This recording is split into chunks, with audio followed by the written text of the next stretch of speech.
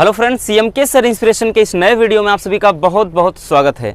दोस्तों, आपके पास अब समय नहीं है, अगर देखें तो ना के बराबर समय है। ऐसे समय में आपको एक बेहतर तैयारी की आवश्यकता है और इसी सेवा में हम आपके बीच में निरंतर ऐसे तत्पर हैं।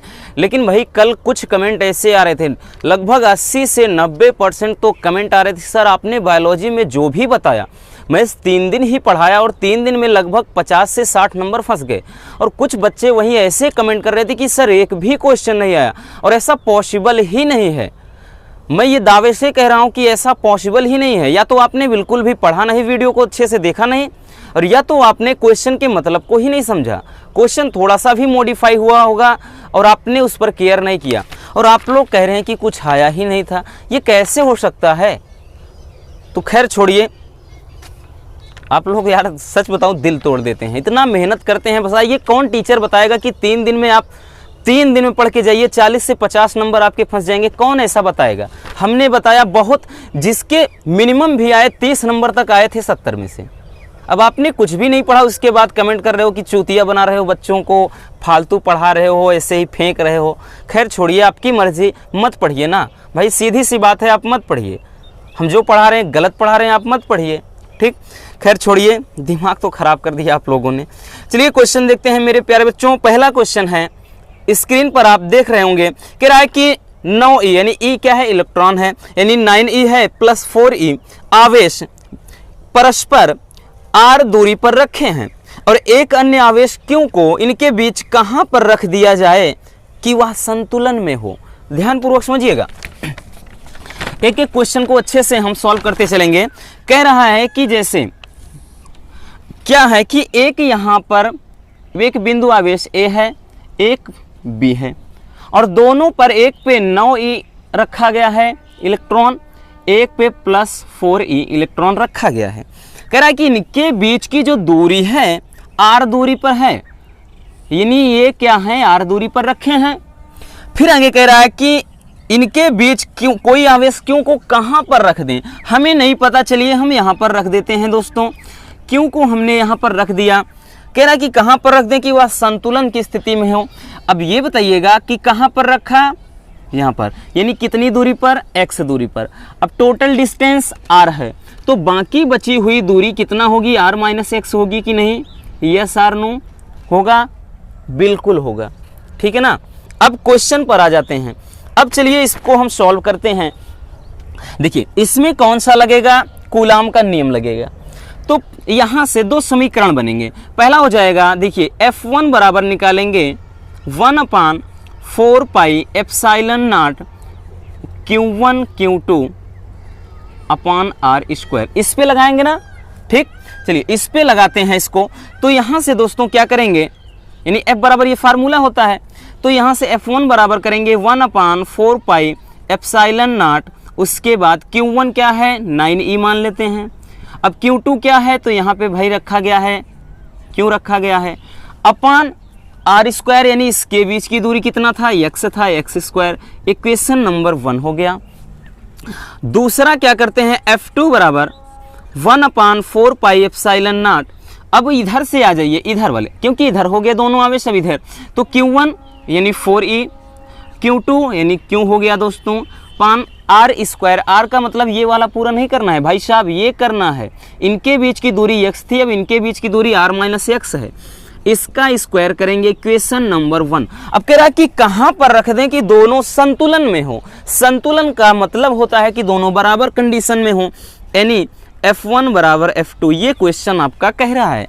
दोनों बराबर कर दीजिए, यानी 1/4 pi epsilon naught 9e into q upon x square equal to कितना करना है? 1/4 pi epsilon naught 4e into q upon r minus x square. अब कुछ कट रहा है, जी हाँ, इसको काट देते हैं। क्यू से क्यू कट गए, ई से ई कट गया, तो बचा कितना? 9/x स्क्वायर बराबर 4/r माइनस एक्स स्क्वायर। अब इसमें देखते हैं, इसको क्या करेंगे कि इसको लिख सकते हैं दोस्तों हम 3/x पूरे का स्क्वायर बराबर, इसको लिख सकते हैं 4 को क्या लिख देंगे हम? 2 लिखेंगे 2/r-x पूरे का स्क्वायर, ठीक है ना। इस तरह से लिखेंगे क्योंकि भाई ये क्या है, 3 का वर्ग करेंगे 9 आएगा, 2 का वर्ग करेंगे 4 आएगा। तो इसको क्या करेंगे दोस्तों, ये से घात कट गया तो बचा 3/x। क्या करिए, यहाँ से गुणा कर देते हैं, बार बार लिखने का कोई मतलब नहीं। इसको गुणा करेंगे तो आ जाएगा 3r-3x बराबर आ जाएगा 2x, ठीक। इसको उधर भेज देंगे दोस्तों, 3r बराबर, इसको उधर भेजेंगे तो ये माइनस का 3 है, प्लस का 3 यानी 5r हो जाएगा। क्या लिख रहे हैं भाई साहब, r, ये कितना हो जाएगा, 5x हो जाएगा। उसके बाद हमें x का ही वैल्यू तो निकालना था, तो x बराबर करेंगे तो 3/5r, यही आपका क्या हो जाएगा, यही क्या हो जाएगा, आपका आंसर हो जाएगा, ठीक है ना। चलिए नेक्स्ट क्वेश्चन देख लेते हैं, स्क्रीन पर है। कह रहा है कि एक सेल का 0.5 एम्पीयर धारा लेने पर विभवांतर 1.8 वोल्ट है, और अगर धारा 1 एम्पीयर कर देते हैं देन विभवांतर हो जाता है 1.6 वोल्ट। तो सेल का आंतरिक प्रतिरोध कितना होगा, यानी इंटरनल रेजिस्टेंस आपको निकालना है। क्या कर रहा है, क्वेश्चन को देख लेते हैं। पहला, ये पहला क्वेश्चन था दोस्तों, और दूसरा क्वेश्चन कह रहा है कि एक सेल का यानी धारा कितना लेंगे, जब धारा I1 बराबर हमने लिया 0.5 एम्पीयर, तो इसका विभवांतर हो जाएगा 1.8 वोल्ट। फिर आगे कह रहा है कि जब धारा आपने बढ़ा दिया, यानी धारा हमने 1 एम्पीयर ले लिया, तो विभवांतर क्या है, घट रहा है, 1.6 हो गया। तो आगे कह रहा है कि इनमें सेल का आंतरिक प्रतिरोध निकालना है। तो क्या करेंगे, देखिए एक फार्मूला होता है V बराबर E minus I into R। भाई फार्मूला तो रटना ही पड़ेगा, इतना तो करना ही पड़ेगा, ठीक है ना। अब उसके बाद आपको करना क्या है, इसमें क्या करेंगे, एक बार हम V1 बराबर ऐसे रखेंगे, V1 बराबर E minus I1 into R, ठीक ना, E minus I1 into R। तो यहाँ से समझिएगा दोस्तों, V1 कितना है 1.8 बराबर, देखिए विद्युत वाहक बल नहीं बदलेगा, ये यही रहेगा। I1 कितना है 0.5 और ये R है, इक्वेशन नंबर 1। दूसरा क्या है, विभवांतर, यानी इसी तरह जब इसको रखेंगे एक बार V2 बराबर E माइनस, यानी ऐसे जब रखेंगे दोस्तों V2 बराबर E minus I2 into R, ऐसे रखेंगे तो हो जाएगा 1.6 बराबर E तो रहेगा माइनस I2 का मान कितना है दोस्तों, I2 का मान 1 है, यानी यहाँ पे 1 इंटू R बराबर इक्वेशन नंबर 2। अब दोनों को हल करना है, एक बार साथ में लिख लेते हैं। एक E माइनस 0.5 R, दूसरा है 1.6 बराबर E माइनस कितना R। ये आपको 2 समीकरण हो गए, हल करना है। अब क्या करेंगे, इसको हम घटा देते हैं, तो 1.8 में से 1.6 गए, कितना बचा 0.2 बच गया बराबर। ये तो दोस्तों अब ध्यान से समझिएगा, एक प्लस में है दूसरा माइनस में है, तो ये कैंसिल हो जाएगा, यहाँ पर कुछ भी नहीं है 0। और ये ध्यान देना, ये माइनस का था और ये प्लस का था, तो ये माइनस माइनस प्लस हो गया, ये माइनस है, यानी माइनस 0.5 R, और ये एक कितना हो, ये माइनस माइनस कितना प्लस हो गया, तो यानी यहाँ पर R है, एक R नहीं लिखा जाता यानी R है। तो कितना हुआ 0.2 बराबर, R में से 0.5 R घटाओगे तो यानी 0.5 R ही तो बचेगा, यानी R बराबर कितना हो जाएगा दोस्तों 0.2 बटे 0.5, या फिर R बराबर निकाल लेंगे यहाँ से कितना, डायरेक्टली R बराबर 2/5 लिख सकते हैं, या इसको काट दीजिए, 5 चौके 20 यानी 0.4। तो इस तरह से इसमें इंटरनल रेजिस्टेंस आपको निकालना पड़ेगा, ठीक ना। चलिए अब देख लेते हैं क्वेश्चन नंबर 3। क्वेश्चन नंबर जो 3 है ये भी काफ़ी इंपॉर्टेंट, देखिए जो बहुत ज़्यादा एग्जाम में आए हुए हैं, प्रीवियस ईयर के क्वेश्चन जो हैं उन्हीं को हमने उठाया जो एग्जाम में रिपीटेड क्वेश्चन हैं, ठीक, क्योंकि इनके आने के चांसेस बहुत ज़्यादा होते हैं। अगला क्वेश्चन कह रहा है कि एक प्रेरक में धारा I बराबर, तीसरा क्वेश्चन है, एक प्रेरक में धारा I बराबर 5 + 16t है, I बराबर 5 + 16t है। और कह रहा है इसके द्वारा व्यक्त की जाती है जहां पर आई तथा टी क्रमशः एम्पियर व सेकंड में है। और कह रहा है कि प्रेरित विद्युत वाहक बल यानी ई का मान जो है दोस्तों 10 मिली वोल्ट है, ठीक है ना। तो यहां से इसको देखिए, ई को हम क्या कर लेते हैं, इसको कन्वर्ट कर लेते हैं वोल्ट में, नहीं 10⁻³ वोल्ट, ठीक। फिर आगे कह रहा है कि ज्ञात कीजिए स्वप्रेरकत्व यानी एल का मान निकालना है, स्वप्रेरकत्व, और दूसरा टी बराबर 1 सेकेंड पर, यानी पहला निकालना है एल का वैल्यू और दूसरा निकालना है दोस्तों टी बराबर 1 पर संचित ऊर्जा। क्या निकालना है, संचित ऊर्जा आपको निकालना है। तो चलिए कैसे करेंगे इसको, ध्यानपूर्वक समझिएगा। देखिए पहले इसको देख लेते हैं दोस्तों। ये आई बराबर क्या दे रखा है, 5 + 16t, 5 + 16t है, ठीक ना। ये t है और इधर वाला प्लस में है, 5 + 16t। तो इसको क्या करेंगे, डिफ्रेंशिएट यानी t के सापेक्ष जब अवकलन करेंगे di/dt बराबर, ये आपको पता होगा कि कांस्टेंट है यानी अचर पद है, इसको क्या करेंगे, ये 0 हो जाएगा। और उसके बाद यहाँ पे t का 1 हो जाएगा, क्योंकि t के सापेक्ष है तो केवल कितना बचेगा दोस्तों, 16, यानी di/dt = 16। अब इसको क्यों निकाला, di/dt क्यों निकाला, क्योंकि हमें पता है दोस्तों, हमें पता है कि जो विद्युत वाहक बल E बराबर होता है माइनस का L di/dt, ठीक है ना, di/dt इस तरह से निकालना पड़ेगा, ठीक है ना। इस तरह से आपको E बराबर क्या है, -L di/dt। अब देखिए यहाँ से E बराबर क्या है, E बराबर क्या है, 10 × 10⁻³ बराबर, यहाँ से माइनस का L पड़ा रहने दीजिए, और उसके बाद di/dt कितना है, 16 है। तो जब L बराबर करेंगे दोस्तों, तो जब L बराबर करेंगे तो क्या हो जाएगा, यानी 10 और ये इधर आएगा, ये माइनस रखेंगे, और ये 16 × 10⁻³ ये पड़ा रहेगा। क्योंकि देखिए कुछ नहीं करना है, ये रहेगा अपने, ये 16 वाला इसके नीचे आएगा, ये तो पूरा पूरा ऐसे है, और ये माइनस है इधर चला आया। तो इसको जब काटेंगे,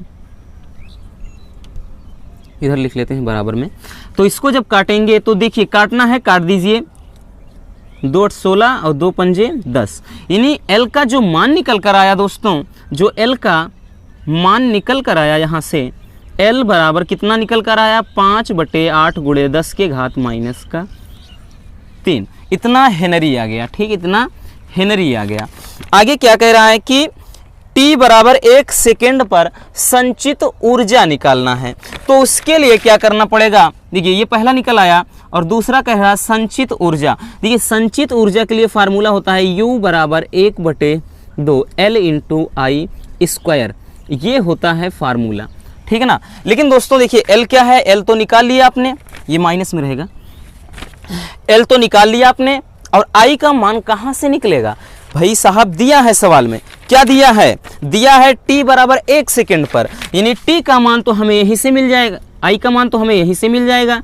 I बराबर 5 + 16t, तो I बराबर क्या हो जाएगा, 5 + 16, और t का मान 1 है, तो यानी 16 × 16, तो I का मान कितना निकल कर आया दोस्तों, I का मान आ गया 21। अब I का मान यहाँ पर रख करके इस फार्मूले की मदद से आप इसको निकाल लीजिएगा, ठीक है ना। यहाँ पर थोड़ा क्या करते हैं, वैल्यू को पुट कर देते हैं, बाकी आप लोग कर लीजिएगा। U बराबर 1/2 L, यानी क्या रखेंगे, माइनस का 5/8 × 10⁻³ और उसके बाद 21 का स्क्वायर। इसको सॉल्व कर लीजिएगा, यही आपका क्या हो जाएगा, आंसर हो जाएगा, ठीक है ना। चलिए अब इसको पहले आप अच्छे से स्क्रीनशॉट कर लीजिए, उसके बाद हम नेक्स्ट क्वेश्चन को देख लेते हैं। चलिए अब देख लेते हैं क्वेश्चन नंबर 4 को। क्वेश्चन नंबर 4 स्क्रीन पर देख रहे होंगे, ये भी काफ़ी इंपॉर्टेंट, ये तो सबसे ज़्यादा इंपॉर्टेंट है, क्योंकि जो दोस्तों क्या है AC/DC इस चैप्टर का यानी प्रत्यावर्ती धारा चैप्टर से तो एक क्वेश्चन यानी न्यूमेरिकल जरूर आएगा, इतना ध्यान में रखना, ठीक। क्वेश्चन है दोस्तों, एक डायग्राम बना है, एक डायग्राम बना रहा है, और इसमें कह रहा है कि गणना करना है, प्रेरकत्व प्रतिघात निकालना है, दूसरा निकालना है प्रतिबाधा, और तीसरा निकालना है धारा का शिखर मान, और चौथा जो चीज़ निकालना है वोल्टता तथा धारा में कलांतर। तो चलिए इसको हम सॉल्व कर लेते हैं। क्वेश्चन नंबर 4, ठीक है ना। क्वेश्चन नंबर 4 में क्या कह रहा है, एक परिपथ बना है कुछ इस तरह से, छोटा सा ही परिपथ बना लेते हैं समझने के लिए, ठीक। इसमें क्या कह रहा है, और इसमें एक वोल्टता समीकरण दिया है, यानी V बराबर दिया है ये 10 sin 1000 t, ठीक है ना। ये वोल्टता समीकरण होता है दोस्तों।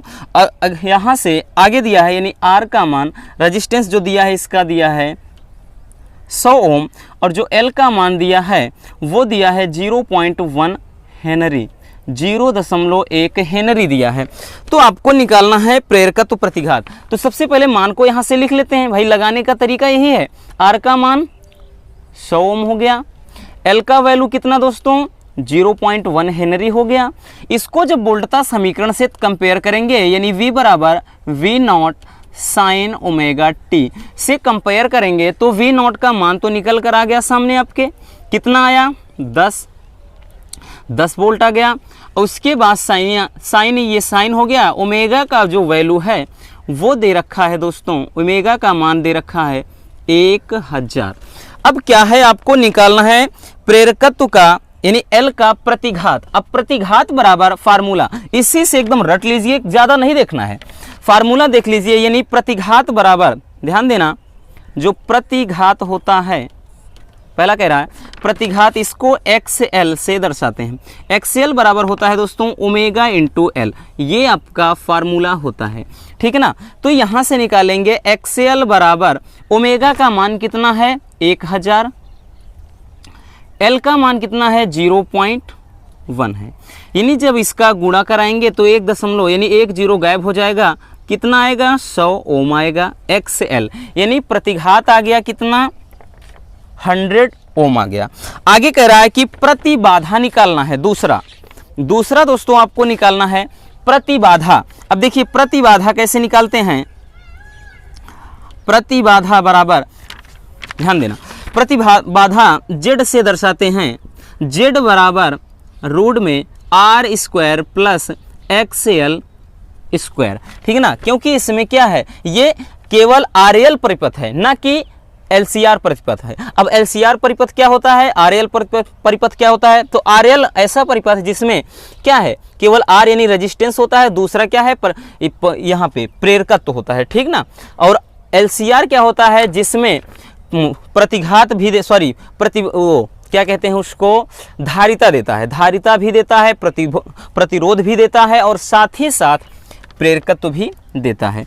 तो ये आपको कंफ्यूज नहीं होना है, उस पर भी एक क्वेश्चन बताएंगे। सबसे पहले इसको समझ लीजिए कि प्रतिबाधा बराबर सूत्र क्या होता है, Z बराबर R² प्लस XL, यानी जब R और L दोनों हो तो ये फार्मूला लगता है। इसी से हम क्या करेंगे, Z का मान फाइंड करेंगे।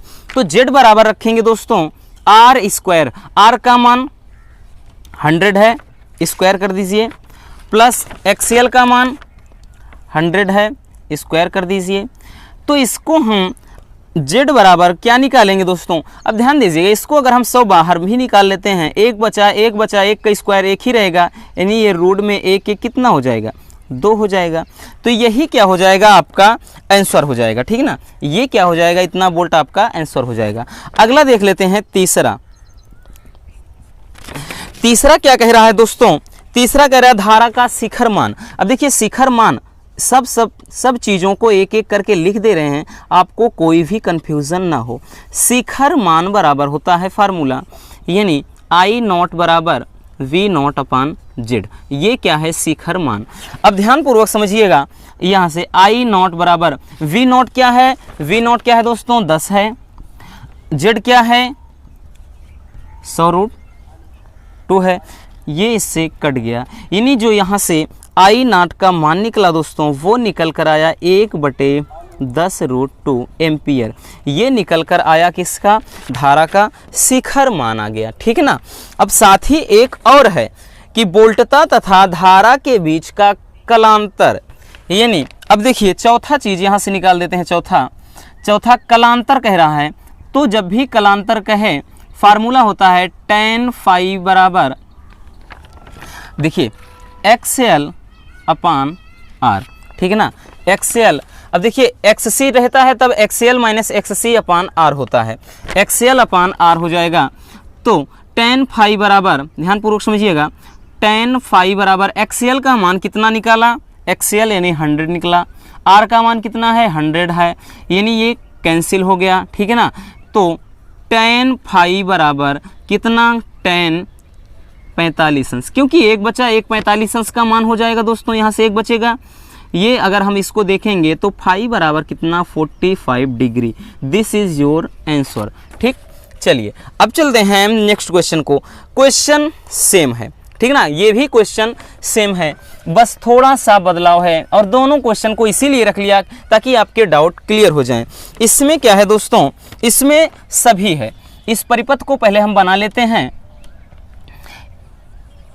L है, उसके बाद ये L है, R है, उसके बाद यहाँ से C भी है इसमें। ठीक, इसमें सभी के सभी हैं, तो ये काफ़ी मज़ेदार क्वेश्चन होने वाला है।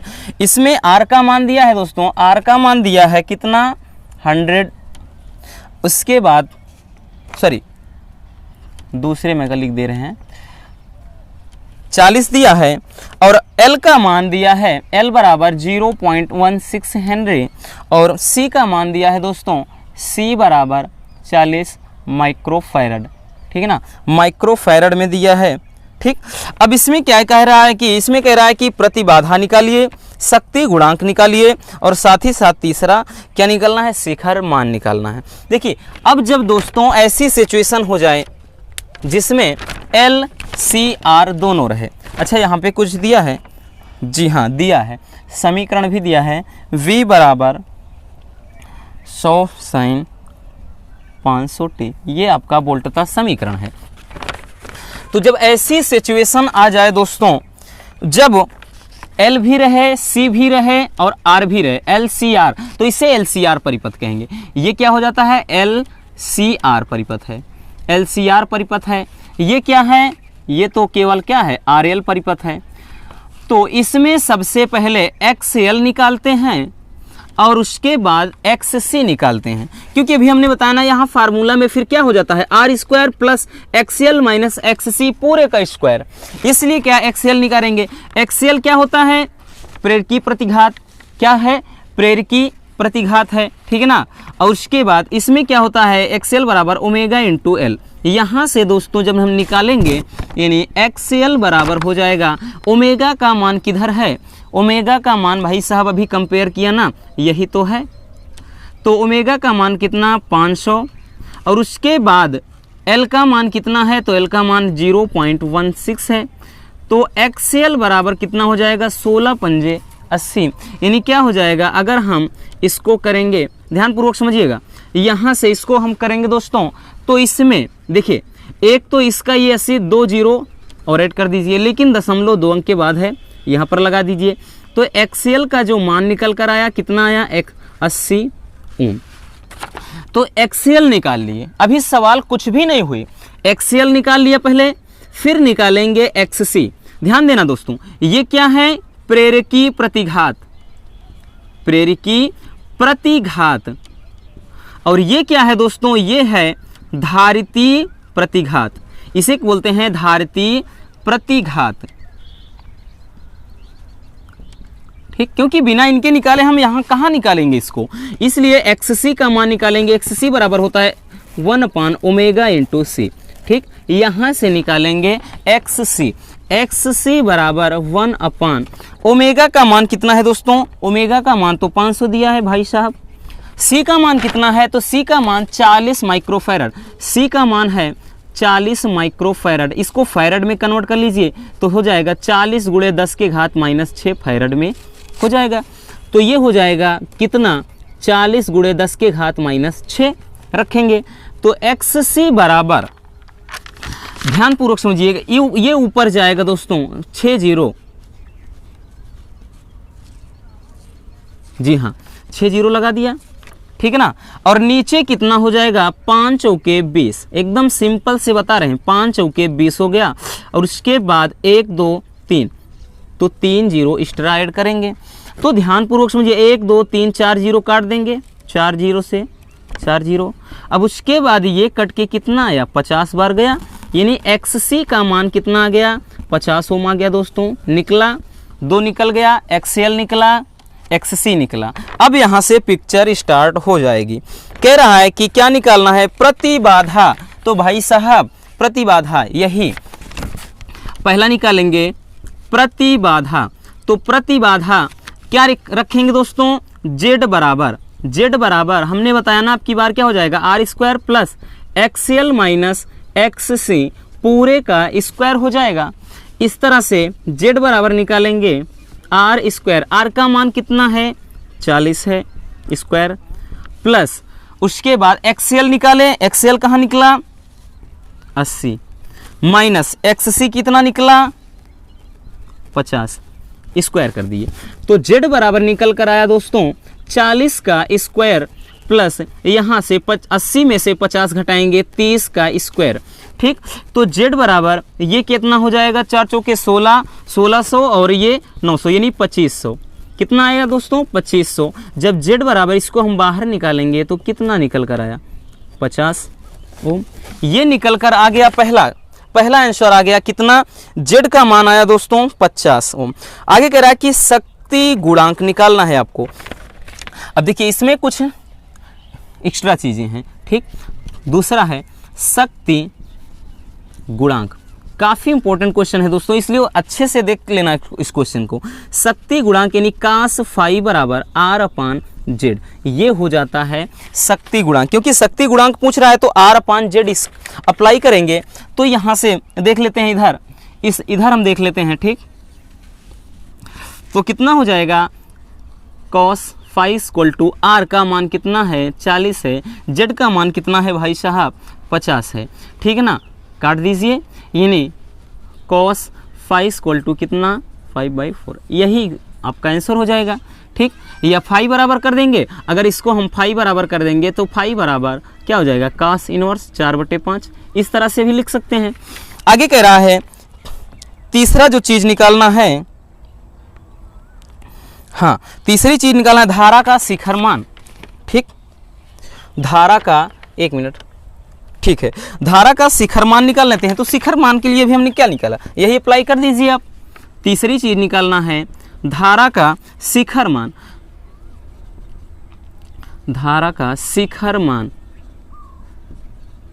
तो धारा का शिखर मान I0 बराबर V0/Z, यहाँ पे अप्लाई करेंगे इसको। तो I0 बराबर V0 क्या है दोस्तों, V0 यहाँ से 100 है, अपान Z कितना निकाले भाई साहब,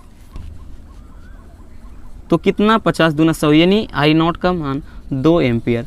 दिस इज योर आंसर, यही क्या हो जाएगा दोस्तों, आपका आंसर हो जाएगा। ठीक, आई होप कि ये सवाल अच्छे से समझ में आ गई होगी। चलिए पहले इसको स्क्रीनशॉट कर लीजिए, उसके बाद हम नेक्स्ट जो इम्पोर्टेंट क्वेश्चन है उनको देख लेते हैं।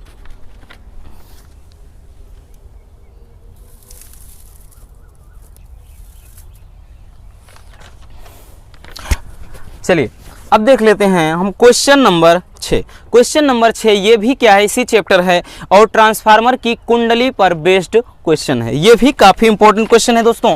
क्वेश्चन नंबर 6, इसमें क्या कह रहा है, कह रहा है कि एक ट्रांसफार्मर का प्राथमिक विभवांतर, देखिए प्राथमिक विभवांतर V यानी विभवांतर, प्राइमरी यानी प्राथमिक, प्राथमिक विभवांतर VP का मान दिया है दोस्तों 220 वोल्ट।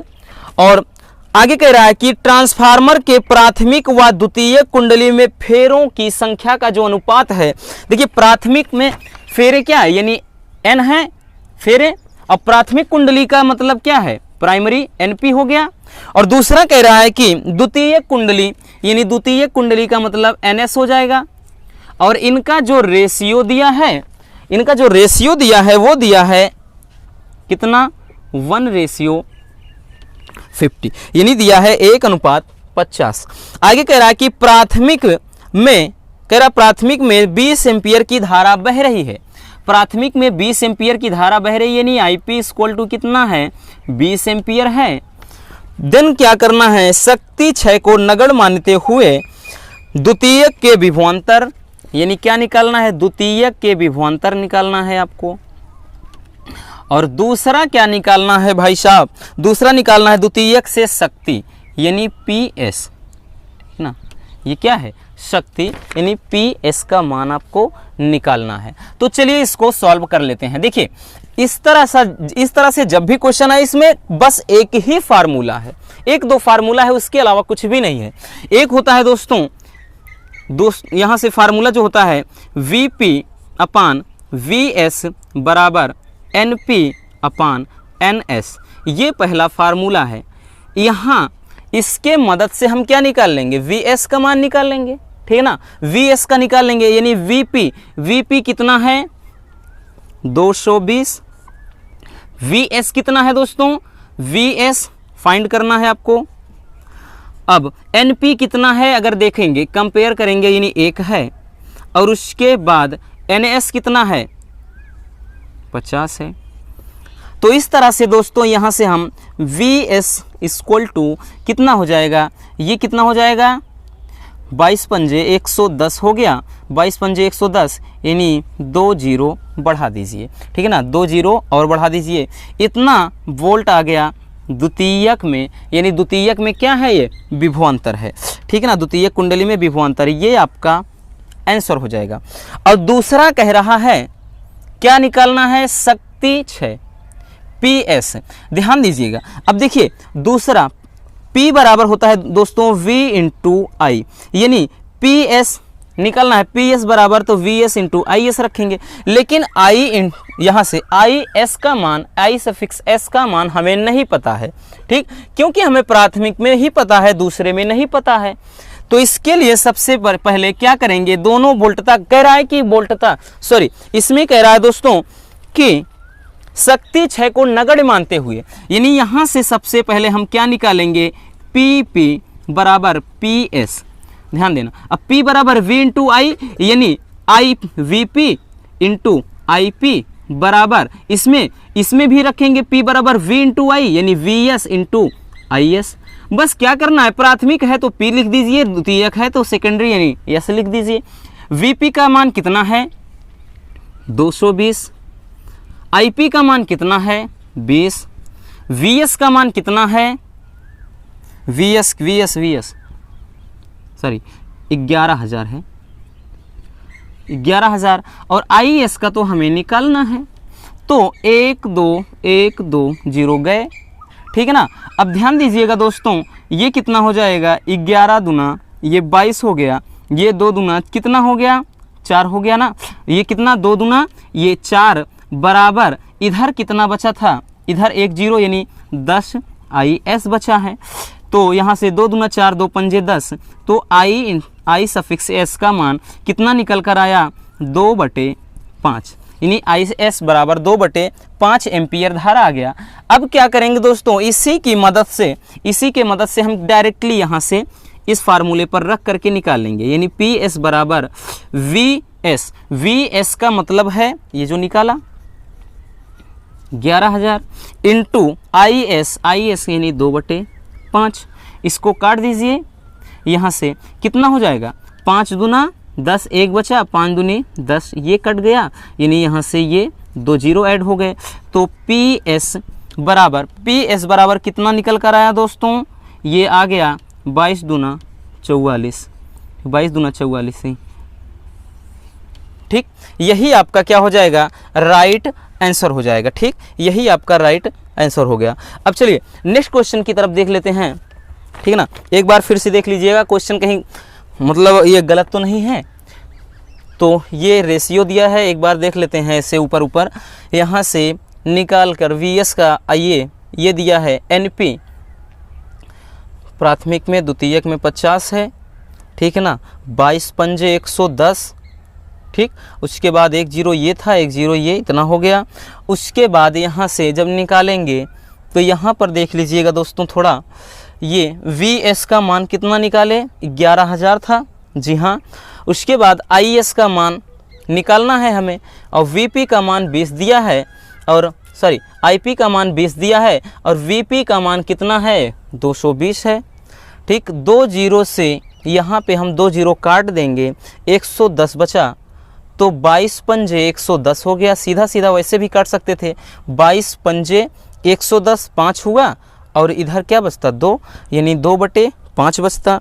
और उसके बाद जब यहाँ पे रखेंगे यानी PS बराबर VS इंटू I, तो VS का मतलब क्या है, VS यहाँ से 11,000 इंटू I। चलिए ठीक है, ठीक ना, क्योंकि 22 इसको काटेंगे तो 22 पंजे, हाँ 5 110, 22 पंजे 110। अब ये 2 जीरो हैं, उतार दिए। ठीक, चलिए ठीक है दोस्तों, आगे कह रहा है। अब चलिए नेक्स्ट क्वेश्चन देख लेते हैं। क्वेश्चन नंबर 7 किधर गया, क्वेश्चन नंबर 7 कह रहा है, इसमें है कह रहा है कि दोस्तों +10 डायोप्टर तथा -5 डायोप्टर क्षमता वाले 2 पतले लेंस संपर्क में रखे गए हैं। क्वेश्चन नंबर 7 क्या कह रहा है कि +10 डायोप्टर यानी P1 का मान है +10 डायोप्टर तथा दूसरा दिया है -5 डायोप्टर क्षमता वाले लेंस, क्योंकि लेंस की क्षमता को P से लिखते हैं और मात्रक डायोप्टर होता है। फिर आगे कह रहा है कि संपर्क में रखे गए हैं और इस संयुक्त से 30 सेमी की दूरी पर, यानी U का मान जो है -30 सेंटीमीटर की दूरी पर कोई वस्तु रखी है, और जो वस्तु की लंबाई है दोस्तों 2 सेमी लंबी वस्तु, 2 सेमी यानी O का मान कितना हो जाएगा 2 सेंटीमीटर लंबी एक वस्तु है।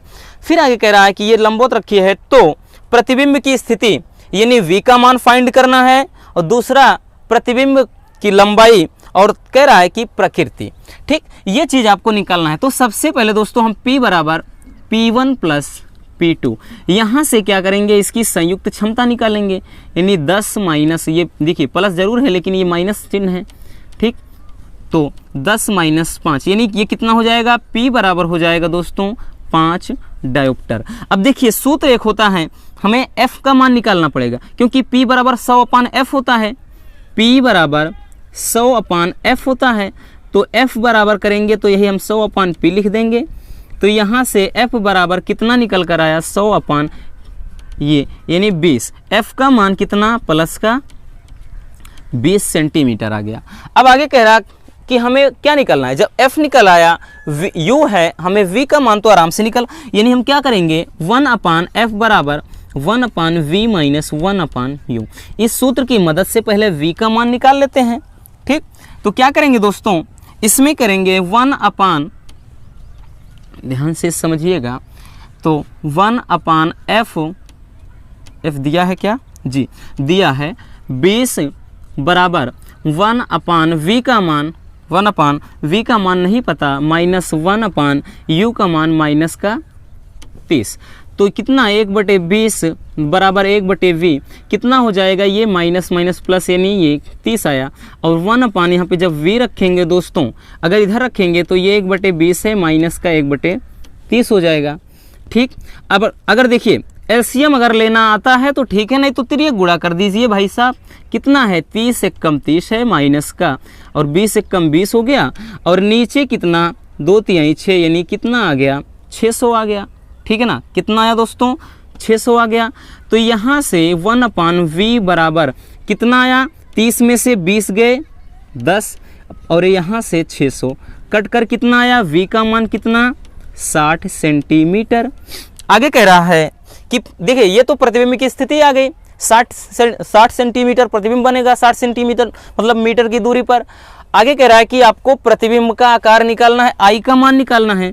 तो फार्मूला होता है I/O बराबर V/U। देखिए जब दर्पण होता है तो यहाँ माइनस, लेकिन दर्पण वाला तो कट गया है, अब अपने सिलेबस में है नहीं, उसे देखना नहीं है। यहाँ से I का मान फाइंड करेंगे, O का मान 2 सेंटीमीटर दिया है और V का मान 60 है, U का मान माइनस का 30 है, तो 30 दूना कितना 60। तो I का मान निकल कर आया -4 सेंटीमीटर। अब देखिए -4 सेंटीमीटर का मतलब क्या है, प्रतिबिंब क्या है दोस्तों, वास्तविक है भाई साहब, क्या है वास्तविक। ठीक, प्रतिबिंब वास्तविक है और उल्टा है, क्योंकि अगर प्लस आता तो आभासी और सीधा आता, ये वास्तविक और उल्टा है, यही इसका नेचर यानी प्रकृति है। ठीक, तो चलिए पहले इसको स्क्रीनशॉट कर लीजिए, देन हम नेक्स्ट क्वेश्चन को देखते हैं।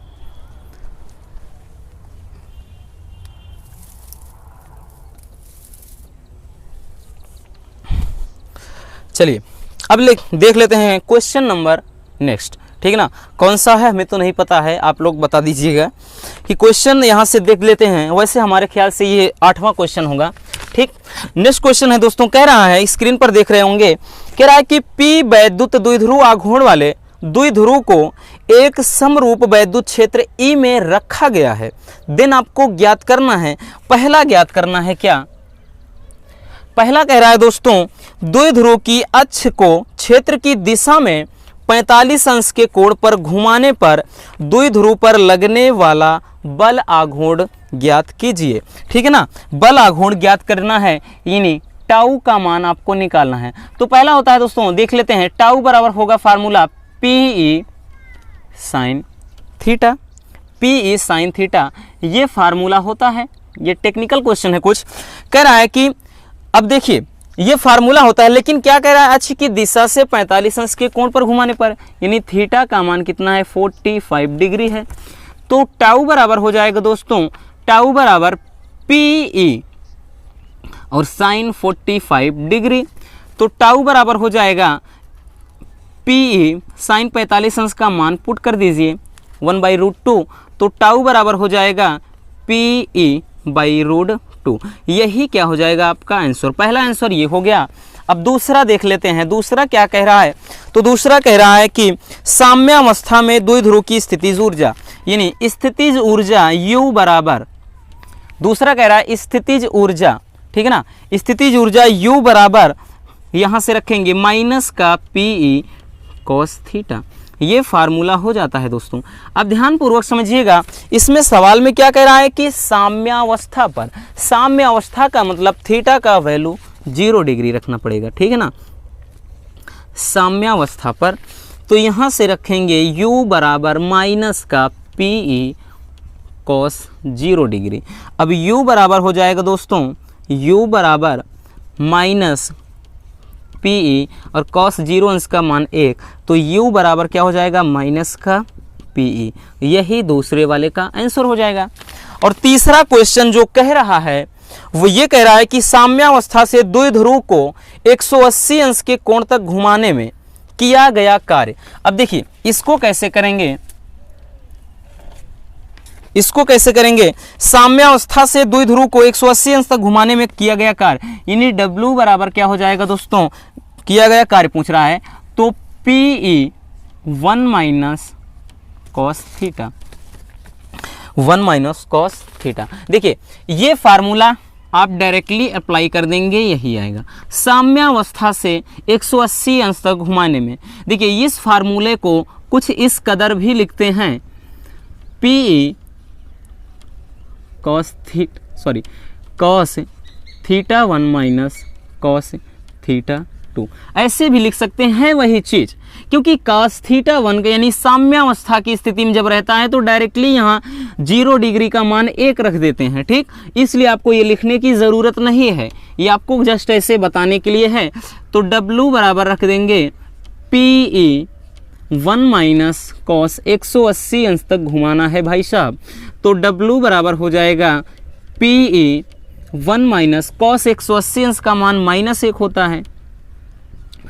ठीक है ना, तो W बराबर Pe माइनस माइनस प्लस हो गया, तो यहाँ से कितना 1 + 1, ठीक है, या W बराबर कितना Pe गुणे 2, यही इसका आंसर, या सही ढंग से लिख दीजिए W बराबर 2 Pe। ठीक, यही क्या हो जाएगा, आंसर हो जाएगा। P क्या है, वैद्युत द्विध्रुव आघूर्ण है, E क्या है, वैद्युत क्षेत्र की तीव्रता कहें या वैद्युत क्षेत्र कह लीजिए। तो ये आपका क्या हो जाएगा, इस तरह से भी क्वेश्चन पूछा जाएगा। और आप परेशान मत होइए, हमने कहा ना आपके लिए जितना मेहनत करना पड़ेगा हम करेंगे, और जो भी इसके अलावा जो छोटे क्वेश्चन हैं, छोटे न्यूमेरिकल हैं, उनको भी इसी तरह के एक मैराथन क्लास में हम कवर कर देंगे। और दोस्तों आप सभी को, अगर आपकी तैयारी नहीं हुई है बिल्कुल भी, तो आज आपको मेहनत करना पड़ेगा लगभग 4 से 5 घंटे। हमारे चैनल के प्ले लिस्ट में जाइए, वहाँ से चैप्टर वाइज जिन भी बच्चों ने नहीं पढ़ा है, चैप्टर वाइज एक एक चैप्टर का न्यूमेरिकल, पहले दूसरे तीसरे चौथे एक एक करके जितने इंपॉर्टेंट चैप्टर हैं सभी के न्यूमेरिकल हमने चैप्टर वाइज बताया है। आप उससे एक बार अच्छे से सरसरी निगाह से देखते चलिए और सारा क्लियर, मतलब सारा डाउट क्लियर हो जाएगा। और साथ ही साथ डेरिवेशन जो है हमने बताया, कल के वीडियो में जाइए, उसके डिस्क्रिप्शन में पूरा का पूरा डेरिवेशन है और इस वीडियो के डिस्क्रिप्शन में भी आपको मिल जाएगा जो निगमन है, और बाकी के जो निगमन है हम उसको शाम तक आपको करवा देंगे। आप परेशान बिल्कुल भी मत होइए, बस आप सभी का ऐसा प्यार और सपोर्ट चाहिए और कुछ भी नहीं चाहिए, ठीक है ना। तो दोस्तों बस आज के इस वीडियो में इतना ही, क्योंकि वीडियो ज़्यादा लंबा खींचने का कोई मतलब नहीं। हम जान रहे हैं कि आप लोग बोलते हैं कि चाहे 5-6 घंटा पढ़ाएंगे, हम पढ़ेंगे, लेकिन दोस्तों क्या है, मजबूरी हमारी भी है, कुछ काम है जिसके कारण वीडियो ज़्यादा लंबा नहीं खींच सकते हैं। लेकिन हमने बता दिया ना आपको तरीका कि आपको चैप्टर वाइज जो भी न्यूमेरिकल है कहाँ से मिल सकते हैं। आप प्ले लिस्ट में जाइए, वहाँ से चैप्टर वाइज सारे चैप्टर के न्यूमेरिकल देख लीजिए। तो मिलते हैं नेक्स्ट ऐसे शानदार टॉपिक के साथ।